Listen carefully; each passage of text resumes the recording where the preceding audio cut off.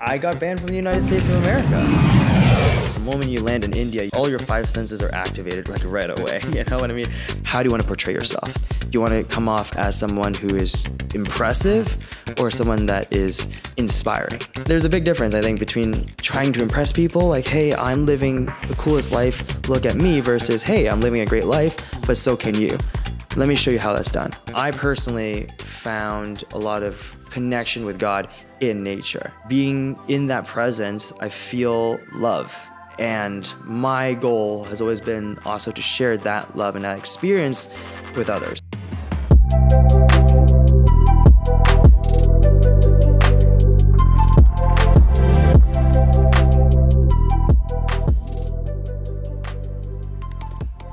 Hey guys, my name is Ben Gluntz, and this is the Created to Create podcast. Today, I have the privilege of talking with my good friend, Elliott Chau. Elliott was born and raised in Ottawa, Canada. Now, Elliott, you've worked with top brands like Canon, Sephora, Shopify, Subaru, and more. What's really crazy, however, is that you've done so while traveling the world. I think your current count for countries visited right now sits at around 70, right? But you're currently banned from the United States. So we'll start there. Tell me a little bit about that. Yeah, of course. So as Ben mentioned, I am a content creator, photographer, director. I don't know if you mentioned it yet, but that's what I am. And long story short, what was it, 2021, I got banned from the United States of America. You know, that doesn't happen to everybody, but it happens to me. I always find myself in this situation. It's funny to tell friends about you because I always peg you as the person in my life that's banned from the U.S. and they're like, oh my gosh, like what'd he do? That's the thing. I've had people be like, oh, you're that guy. I've heard of you. And I'm like, you didn't hear about me in my photography? But okay, I mean, that's pretty cool too. Being banned from America has a ring to it. But yeah, no. Long story short, I was detained and put in custody in America at LAX when I arrived, being Canadian. And long story short, I actually didn't know that what I was doing was considered work. So I, as a content creator, sometimes exchanged my services, photography for like a free stay at a hotel or a free rental car and whatnot. And I always thought that as long as it wasn't paid for, like in terms of like exchanging money, then we're chilling, right? Like I thought, hey, if the exchange is exactly the same, there's no monetary benefit. So that was kind of the thought process that I ran with for the past few years as a content creator, right? I'm not making any physical money, like cash in my bank account. Well, I don't know how they caught it, and to this day I still don't know, but they caught me at the airport, and they're like, hey, we have some questions. They interrogated me. And for 36 hours. 30-something hours, yeah. And they interrogated me for that amount of time, and they came to the conclusion that it was work, illegal work, so they kicked me out without a visa. They kicked me out for 5 years. And honestly, I am grateful that it's only 5 years. Like, they could have given me a much, 15, like, they could have 20. Said for life. That was an option. So I'm very thankful that they were very considerate of me.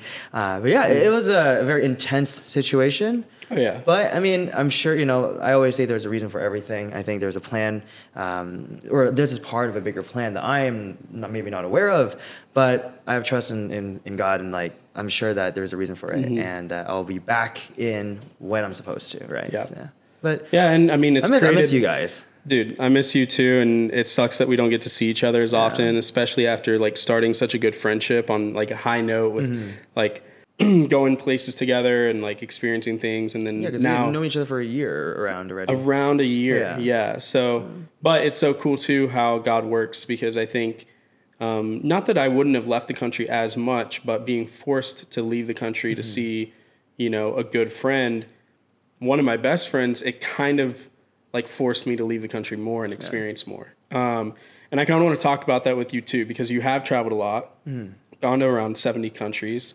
What's the weirdest place you've traveled? I don't know. There's a weird, like, I would say like most, like where I got the most culture shock, I think would definitely be places like Egypt or India. India, I mean, there's so much culture there that the moment you land, there's a saying that the moment you land in India, all your five senses are activated like right away. You know what I mean? So it was very culturally different, and that was very interesting to experience. This was like back in 2018. But for me, Egypt was definitely very, very shockingly different and took a lot of time to get used to. Just the mannerisms and how the lifestyle of the people there was very different, and it was harder for me to be accustomed to it during my time there. I was only there for a few days, I think, but I was like, whoa, that's very interesting. I'm trying to think of anything. Did that like teach you any lessons like in the moment? 100%. I think like learning to appreciate the differences, right? Like growing up in North America, we're used to a lot of more, I guess, luxurious experiences. First world country. Yeah, in a sense, first world country. And so when you go into these developing nations, it can hit you very hard. Like, oh my goodness, like, yeah, there's someone crushing food with their feet, and you're like, do I eat this? Am I gonna get sick from eating food crushed by a person's foot, like barefoot? And I'm like, but I don't know, it took some getting used to, but I also enjoyed it. And like being open-minded to these experiences, I think is super important. And I mean, every place that I go to, right, all these countries I go to, it's very important for me to experience the culture, to learn, and be open-minded to whatever it is that you can learn from that place, wherever it may be. Yeah. Now, in doing so, you've traveled, learned a lot, and then you also try to pass that on to people too. Can 100%. You tell me a little bit about why you started, as they call it, travel influencing, why you started sharing your knowledge with others? Because you could just go to these places and travel as a normal person, not share your secrets.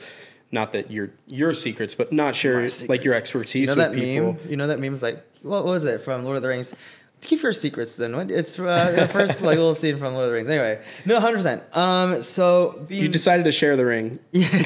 Being Canadian, like I wanted to share my experiences with my family back home in Canada while I was traveling. So this was like back in 2018 when I first started, and I was like, hey, I'm going on these adventures. You know, I loved photography. I kind of got into it at an early age with my parents giving me this like point and shoot camera to experience with, and to experiment. And I fell in love with it, but it really wasn't until 2018 when I saw it actually being like possible to have a career in photography or videography. And this was like, you know, Sam Colder days when he did his My Year video in 2016, 2017. I was like, that's what I want to do.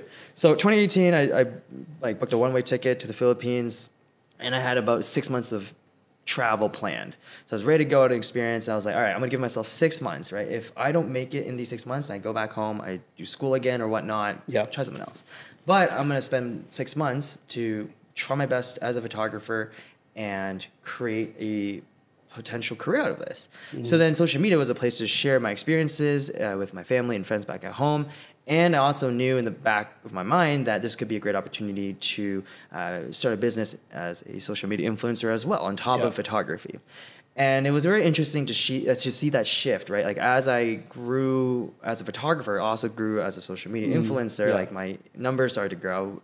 Like it wasn't one without the other. No, exactly. Like the more you post on social media, the more traction they're going to get, the more followers, the more opportunities that come.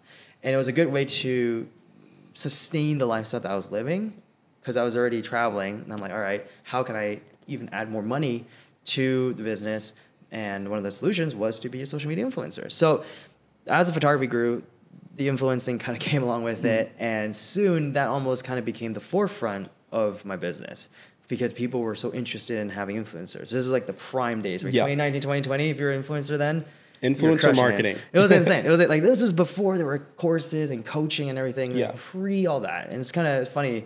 People were saying like, oh, you're OG. I'm like, oh, I guess. Like, started 5 years ago. Define kind OG. Kind of weird. OG. Like, it's interesting because I think influencer has a very interesting stigma to it. You know, we see the Kardashians. We see like these kind of influencers doing TikTok dances, and I call them like more like entertainers, like entertainment influencers. Yeah, they entertain people. Right, and that I think is very different from, well, not very different, but has a significant difference compared to what I do as a travel photographer influencer, if that makes sense. Yeah, makes perfect sense. My influence is much more about, hey, like you should go to this place, or you got to see this, or you got to maybe this is the equipment that I use, right? You're wanting to help people educate them, versus trying to promote per se like myself. So that's where I think I've kind of differentiated a little bit from the classic concept of what an influencer is. Okay. But yeah, going back to I think the original question was,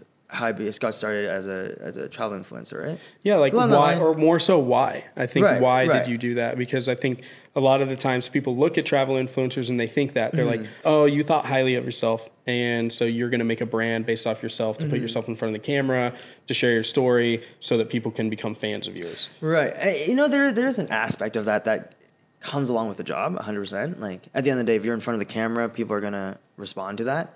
Yeah, they're going to know you. Exactly. Like you are the face of the brand in a sense. For the most part.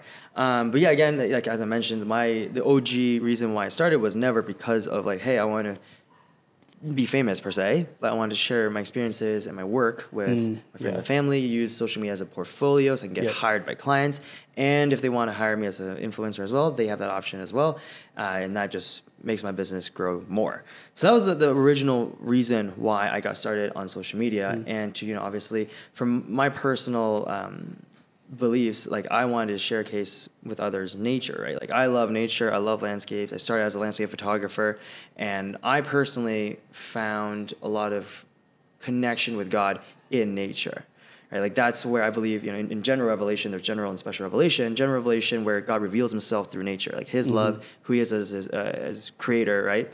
And being in that presence, I have felt love. And my goal has always been also to share that love and that experience with others. So if I can open that door, right? If I can be the vessel to open that door to others, like, hey, go out there, explore the world, see other cultures, go hike a mountain, spend time in nature. I generally believe that a lot can be revealed through that. And a lot of people start asking questions when they start traveling. Like, they start going around. They're like, "Hey, like, what am I on Earth for? Like, what's my purpose?" And there's every time I travel with friends that are maybe non-believers or interested in learning, they always start asking questions, without even me being the person initiating or instigating the conversation. Yeah. It's always like, "Hey, like, what do you believe? Like, isn't this crazy? Like this nature?" I'm like, "Yeah," and they're like, "Man, it's an experience when you travel to reflect on yourself." I think a lot of people, the reason why they travel for vacation purposes, holiday purposes, is to have time away from their normal life to reflect anyway. So if you're doing it full time, you're saying you're experiencing that like more so because you're experiencing like difference of culture and landscape and whatnot. Yeah. And so that going back to the original question, like that was the main, like that went side by side with the business side, sharing with others how I felt in nature and hoping that I can inspire others to experience that as well. Amazing. That's awesome. Thank you. Yeah, of course. So you said something about having like selfish desires and how like when you're an influencer, you have people with their eyes on you. How do you, in that position, combat selfish desires, combat kind of trying to make it all about yourself? In 2018, when I got started, it was very important to me that it was never a spotlight on me. And that's one of the reasons why I chose my username Life with Elliott versus Life of Elliott. Right? Like Life of Elliott, it's like, hey, this is my life. Like Life of Elliott, it's his life. Versus with, that's more of a communal experience, right? So you're now traveling with somebody versus like watching somebody travel. So that was the original concept of my username. So I had this kind of concept of already not having the spotlight on me as much since day one. That was very important for me. Whenever you're at the forefront of your brand, right? Like you're in front of the camera, like, hey guys, I'm living this life. Like, look at this villa that I'm living in, right? Like, obviously you want to showcase how incredible the villa is, and having a person in that frame adds to the element of adds to the video. Yeah. So it is a learning experience. Like you have to trial and error it. Like how much of a personality you want to be on camera. Some people love being in front of it, some people don't. And if you do want to be in front of it, how do you want to portray yourself? Do you want to come off as someone who is impressive or someone that is inspiring, right? Like I think that there's a big difference, I think, between trying to impress people, like, hey, I'm living the coolest life, look at me, versus, hey, I'm living a great life, but so can you. Let me show you how that's done. Or this is what you can do, et cetera, et cetera. Or even why. What are the benefits of, for example, living out your purpose or doing something that gets you outside of your comfort zone? If you can inspire people to do that, then you're making a change. If you're just impressing people, then that's just you're putting them down. That, in a way, you're elevating yourself a little bit. Exactly. It pushes your ego up. Yeah. And that's where, you can easily get caught up in that mentality, right? As you continue, because the more, and this goes back to the whole bragging thing. Like, yeah, I've stayed in luxury hotels, like 5-star, multi-$1,000 hotels a night. And there's a part of me, I'm like, I got caught up in that. I'm like, dang, like I'm living life. I'm so cool. I'm driving you got people a fast waiting sports on car. you. Exactly. And like, this is great. And then you kind of realize like, well, yeah, it's good for me. Great. That might last until I die. Great. But then how does that actually leave a lasting impact on others? Right. I think that is what actually brings fulfillment and purpose. So that's where I realized, and I knew from day one that was the goal, not to be impressive, but rather to inspire. Okay. Yeah, I like that. Yeah, because it can be a dangerous game sometimes, can't it? Yeah. The more you have, the more you're going to want, right? As well. Of course, yeah. So it can be a slippery slope if you have no self-control, if you have nothing holding you back, like accountability or stuff like that. Yeah. And I mean, part of the way we do that is to focus on our relationship with God too, because I think that humbles, realizing like who we actually are and like what we actually deserve as humans. Like you don't deserve to like be at a 5-star hotel or experiencing these like great things. It's a blessing. It's a blessing on top of the blessing of even being alive. Yeah.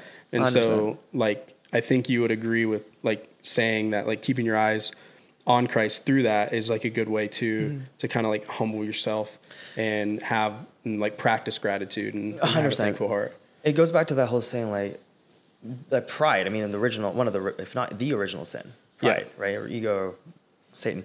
That original sin of pride, I mean, that can easily take over. Like, oh, I'm so great. I did the best. So I deserve X, Y, Z. I'm like, life itself is a gift. You don't even deserve to be born. No one did anything to be born, right? If you really think about it. So life itself is already a gift. Your talents, your personality, all of that is a gift, right? And you've been given it. So I'm a firm believer that no one deserves to be born in a sense. You're given life. You're given the blessing and this opportunity to do something, to live purposeful.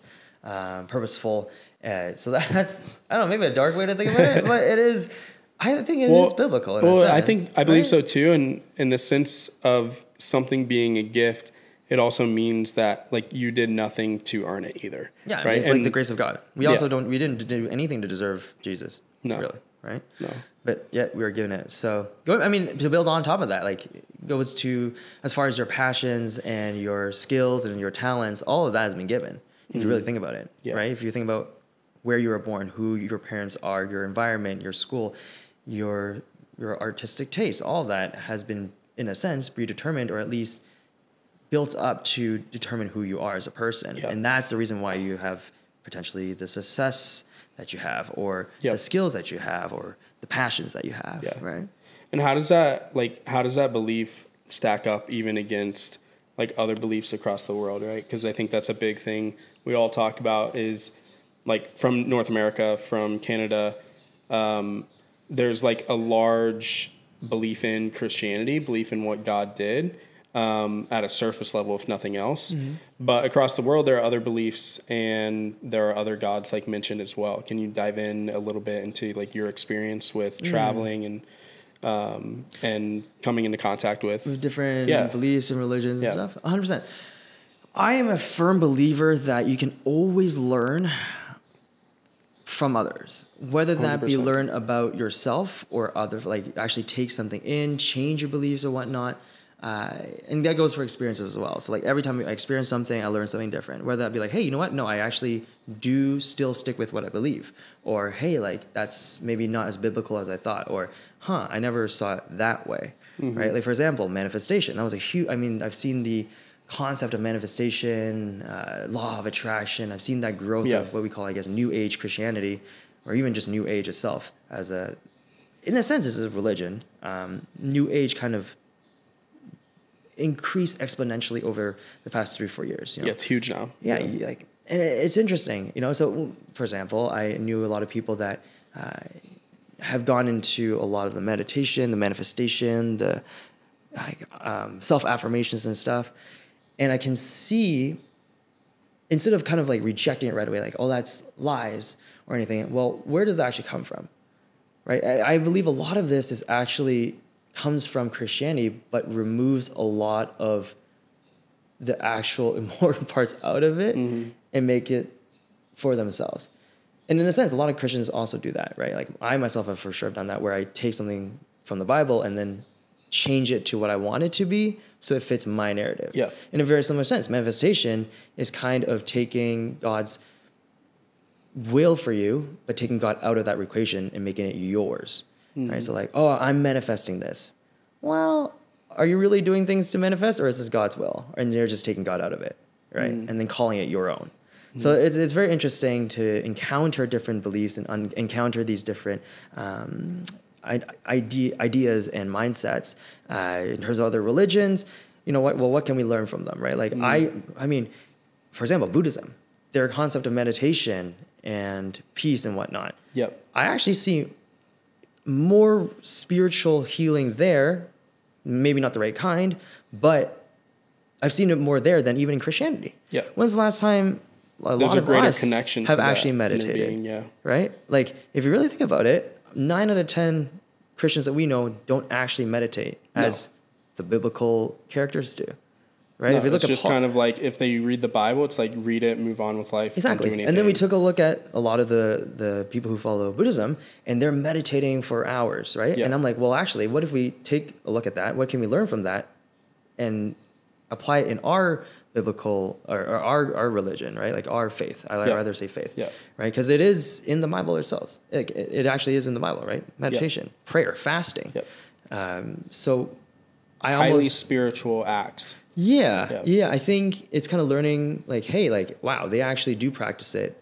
Why am I not practicing that? And how does that practice look like with what I believe? Learning about different understandings of relationships, right? Learning about why some people believe divorce is okay. Just to get an insight. Like at the end of the day as well, I can't evangelize if I don't understand the person I'm evangelizing to. No. Right? I can't come in like throwing my opinions out without actually understanding theirs. So I take a look closely at how Jesus did it. Right? He got in there. He understood people first. Right? Obviously, you already knew, but he went out there to be in the community, to be in that experience, and be like, "Hey, this is the truth, the way, the life." Right? So that's kind of my. It's not this like external blasting of like, hey, like I'm up here, you're down there, I'm shouting at you. Well, that has never worked now, really. Never, right? Ever. So in anything. Really. I think coming in from like an experience or an angle of learning, an angle of love and understanding, I think that has a much more impactful outcome. I think rather than just pushing myself in what I believe in being so close-minded. To others and what they have to say as well. Because the more open you are, the more open they are as well. Yeah. I would agree. And it's cool to see your experiences from other nations and other countries too. And even firsthand for me, just watching you interact with the people that you do meet and watching you travel and interact with, everybody you come across from a Grab driver here in Bali, Indonesia, to Grab is like Uber Eats for DoorDash, Asia. Yeah, all over the place. Put You can their get a logo smoothie right here. that quick. Just put their logo. This is sponsored by Grab. Yeah, sponsored. Imagine. But yeah, just everyone you come in contact with. It's cool to see you show that level of care and intentionality with them. So, thank you. Yeah, of course. All right, let's switch gears a little bit. Let's talk about photography in and of itself. What's your go-to like camera, lens, body? We can go for hours on what gear. My main workhorse right now is the Canon EOS R5. So I've had it for about 2 years now. Great camera. Yeah. I mean, I've had maybe 10 cameras, like gone through them, starting from like a Nikon D3500. I think it was like my shot uncle's. with a potato. I know, Nikon, potatoes. Yeah, that was like a cheap camera. It was the best though because it was my uncle's, and he gave it to me for high school class. So that's sick. Yeah, it's just a little lender. Shout out, like, Uncle. Does he have a name? Uncle, yeah, of course. Enoch. Uncle Enoch. Ho. Shout out. My cousin, not my cousin, my uncle. So yeah, no, he let me borrow that for like a few months while I was in high school, and then I'm like, I don't like the way the shutter sounds, so then I upgraded to the 60D. And then 60D to a 60, 60 to a 5D Mark IV, 5D Mark IV to a 1DX Mark II. I went with Sony for a hot minute, did the A7 III, did the A7 III S3, had a couple of those, and then I finally settled on the R5. I think just go back to Canon. I loved it. Yeah. And I'm thinking of grab another one again. Interesting. Yeah. So double up on it? Either double up or R5, R8. I just got to play with the new R8 that's really small and sick. like lightweight. I'm like, all right, it does what I needed to do. Yeah. Like for professional use, obviously my R5, and then for just like vlogging, R8. Mavic 3 for my drone. Classic, like 15, 35, 24 to 70, 7200, 2.8s. Yeah. A couple primes here and there. A lot of filters, tripods. A lot of filters. Way too many hard drives. I will say it's funny too, because like since you are traveling, you kind of have to travel light with as gear light anyway, as possible, right? yeah. So it's not like you can take Pelican cases across the world. Everything's got to fit in the backpack for you. Yeah. So yeah, you got to have something light. My backpack usually weighs more than where is it? It weighs more than my check bag sometimes. It's like you guys use pounds, right, in America? Yeah. It's usually around I can't even convert. Whatever 18 kilograms is. What is that? Like 30 something pounds? 40. 40? My backpack's 30 to 40 pounds. Wow. That's pretty heavy. I was 5'10" before I carried a backpack. Now I'm 5'7". That's not true. Yeah, no, I have to obviously I usually just have one backpack for all my camera gear and then one suitcase for clothes, gimbals, random stuff that I just shove in there, electronics and whatnot. So that's kind of been what I've consolidated down to after 5 years of travel, right? Yeah. Like after I've been on maybe 300-400 flights so far. It's wild. So at some point I'm like, all right, I gotta find a way to consolidate, go as light as possible. I say this while having 3 bags right now, but that's for another reason. But when you're shooting for brands, you have to carry some stuff, extra stuff. So, well, and you're on your way to Mount Kilimanjaro. Yeah, one of the, if not, the tallest mountain in Africa. And you're gonna hike it, right? Yes, and technically it's the tallest freestanding mountain in the world. Wow. 7 days hike. And you want to walk up to the top and touch it. And I want to touch the rock. The one rock. There's one rock. I hope there's a rock. There has to be one. There's definitely a sign that says you made it or something. Yeah. Maybe hopefully something a little cooler. A just plaque. Like, you made it. Yay. Anyway, yeah. Well, I can't wait to see that picture on top of the mountain. Funny enough, I got to invite a good friend of mine to come as well, so that'd be great. It's really cool to have this community, I think. Yeah, well, I was about to ask you about community. Traveling all across the world, can it get lonely? Yeah. Yes, it can. The way that I travel, so I travel even in the travel influencer space, I travel very uniquely because I literally go home maybe once a year. So most people, when they say they're travel influencers, they have a home base, they go for 3 months, they come back for 2-3 months, they go out again, they come back. I don't do that. I literally go straight full send, 6-7 months in a row, and then come back for 2 weeks, and I'm off again for 6 months, and then back for 2 weeks. Your home is your suitcase and backpack. Literally, yeah. Like when I go back home, I get to see my parents, which is nice. I have a condo that I'm renting out, so it's kind of there if I need it, but someone's renting it. So I usually just go home straight to my parents to visit at least.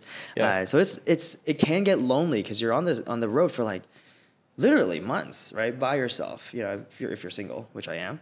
Ladies. Going back to that, yeah, it can get lonely. But thankfully, over the past 5 years, I made some incredible.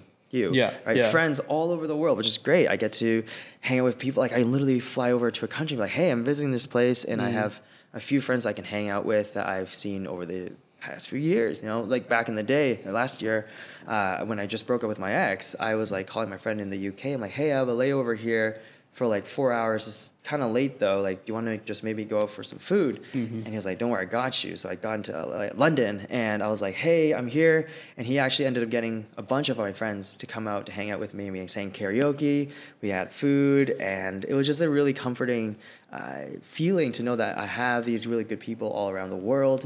And I think that there's a huge part of it being the reason that travel unites us. I think having this common passion for travel bonds people together, right? You're saying traveling alone led you to more community? It led me to more community all over the world. Community being community that I really feel comfortable in and feel loved in. Right? Let's talk about that. The comfortability, the love. That's very important. I mean, look how many people living, at home right now without actual community. Right? They're at home base, but they might not have the people that understand them or want to support them or whatnot, or want to do things together. Pivotal. That's pivotal for right. But here, growing. I mean, as a travel photographer, meeting other travel photographers, we already have something so fundamental to our personalities and our interests and whatnot that we already can connect. We already have something to bond over. And if we get along, then it's just like, hey, this is great. Like, let's continue hanging out. I mean, that's what we did, right? We have this common interest in photography and video and travel. And now we hang out a lot more. Yeah. And obviously, I think you and I specifically, we have a spiritual aspect to that. Yeah. Which it leads to deeper things. 100%. Yeah. But going back to the whole community thing, like, I have incredible, like, thankfully and very, very blessed to have incredible friends all over the world where, like, I can just call up somebody in, I don't know, to name one country. France. I have Damien, for example, in France, and they shout Damien. But, like, I can just call him up. And I actually got to see my friend Damien in France 2 or 3 months ago, right? So it's cool just to have that ability to connect with people all over the world. Yeah. And I'm very thankful for that. There is still an aspect of loneliness, right? Because at the end of the day, when you have these people all over the world, it can be hard to have very fruitful, long-lasting relationships with them because they're not there with you going through things, right? Like you and I, we've only seen each other maybe once, granted, America, ban, but we've only seen each other once in the past year. This is the first time I've seen you in a year and a half. Exactly. Yeah. Right. So it's great because, like, obviously we can chat over, FaceTime or whatnot, and we can have these trips every now and then. Yeah. But I mean, really, unfortunately, you don't know what happened really in the past 9 months of my life. Yeah. To the level of depth that I wish you could have. Exactly. Right. Yeah. And that's the same that goes for 99% of my friends. They don't actually know what's going on in my life. They know me during the times that we chat and the things that they see on social media. Yeah. But in that between period, it's like, well, I'm actually on my own. Without God. Like, physically. I think there is an aspect of loneliness. I've kind of learned to combat it though, just by meeting up with all these people. It feels like I have one singular person. I think it just means that you have to increase the level of vulnerability that you are when you are with the people that you love, right? Because on a normal basis, if you're spending, every few days or every week with somebody and you're seeing them, right? Whether that's through church, work, whatever it is, you're able to have so many moments to be vulnerable. And so you can kind of go surface level, then a little deeper, then a little deeper, a little deeper. But with you... I go deep You go deep really quick. And I think only got like a few days. Yeah, but that's something that's special about you. And it's something that... It's a reason why you're able to do what you do, right? Because I think if you were someone who could not go deep, I think you would be a lot lonelier. Yeah, 100%. Right? I mean, but that ability allows you to connect with people and grow and be challenged in fewer moments than most. Yeah, I mean, you have to go deep with people in with my short time frame. Like, if I get to see you for 3 days, I'm telling you everything that happened in the past 9 months in 3 days. I got it, right? Or else... there's no one else like if I don't do that with somebody, I'm doing it with myself, and bottling that in is not necessarily the best way to cope with things or experience life. You got to choose the right people to invest in, and also to share. It doesn't mean that you're going and just being vulnerable with every John Doe you meet on the street, but it means with those specific people, that you have to get deep quick. And being vulnerable meaning as in, like, you don't have to share your entire life with everybody you meet on the street, but then those that actually understand you. And I prefer personally for me that I speak with, like, in terms of that level, like the most vulnerable stuff, speaking with somebody that understands you on a spiritual level. I think that's so important because they will never, like, there is the hint of special connection, right? That you can have with somebody where when you have both the similar foundations of beliefs. And I've experienced that firsthand, where even with a partner, where I just couldn't express myself to the level I wish I could because they didn't understand why I thought things or why I believe certain things. 100%. So having someone like you who understands that, I can fully be vulnerable and be open about anything. Not saying that I'm not going to be open with other people, but it makes more sense to share with you that stuff because you will actually understand it. Right. And you hear your feedback and whatnot. So, it's all about being equally yoked. Yes. And a lot of times we talk about that in terms of romantic relationships, but it matters all across the board. Yeah, it's all in every single relationship that you have. What is it? Iron sharpens iron, but if you keep smashing iron against wood, one's going to get dull and the other one's going to get damaged. Yeah. All right. Cool. So I want to wrap up with a question that I think will help a lot of people, especially young creatives, young photographers, who maybe do this as a hobby. What are like some practical steps someone would take to make photography, to make video, a creative career, something that they can rely on and not just see as an outlet to go do whenever they don't have anything else to do? Ooh, that's a great question. Oh, I have a lot of tips. I mean, we'll go top three, top five. Three. Yeah. I mean, so like being OG, like starting back in the day, I never had mentors per se. Like no one really knew what they were doing back in the day. Like social media we were all just figuring it out by ourselves, right? There were no coaches really, no mentees, no courses, no ebooks, guides, none of that stuff. So we were really like just figuring out in the dark. But now there are so many resources out there. I think it's so important to act on these resources, right? Like if they're out there, read, learn as much as you can. Like if it's something you're truly passionate about and something that you like gets you like up in the morning, like ready to go, then whatever that is, spend as much time as you possibly can to learn more, to practice, and obviously, a classic learn, practice, repeat. It's very true. A lot of it is doing that process and then executing. I think a lot of people, the hardest part is the execution. Right? It is potentially due to fear or a lack of confidence. I don't know what it may be. It's different for everybody, but it only matters if you actually truly execute it. Right. Yeah. So if it's for me, it was booking that one-way flight. Right. If it wasn't for that, I would never be here. Because it took me everything. Like I'm like, I don't know if I can do it. Like it's terrifying. It's out of your comfort zone. You don't know what you're doing. You don't know if you're gonna succeed. But if you're passionate about it, then you have to do that. You have to press that button, like book it or like buy it, whatever it may be. Learn, whatever it is, do it. Execute on it. Right? Like if this is it, this is your sign. Like full send. Yeah. Right? Because if you don't, you never know. It goes back to the whole parable of the talents, right? Yeah. I believe everybody has been given specific talents, skills, purpose, desires in a sense, and passion, and that's been given to you for a reason, and it's up to you whether or not you want to use that, right? Like you have that parable where some people went out and doubled it. Some people, or one person doubled it, one person I think hid it in the ground for safekeeping, another person, I forgot what the other person did. But in a sense, like when the master came back, he's like, well, why didn't you use what I gave you, right? And you just hit it. And it's a very similar sense. Like if you've been given a specific passion or a talent that God has given you and you decide not to use it, then, you never know what you're not actually putting out in the world that God intended you to do, right? So missing out on a lot. You're missing out on a lot. And like, I genuinely believe you have that creative desire for a reason. You have that passion for a reason, and I think it's up to you to execute it on or not. Right? Yeah. Trust the process. Trust that God gave you that desire and that passion for a reason, and go live out for the glory of God through that. Right? Yeah. No, I like that a lot. Yeah. I like that a lot because as believers too, like we're called to partner with God, cultivate the earth, and He gives those desires He gives those desires to us for a reason.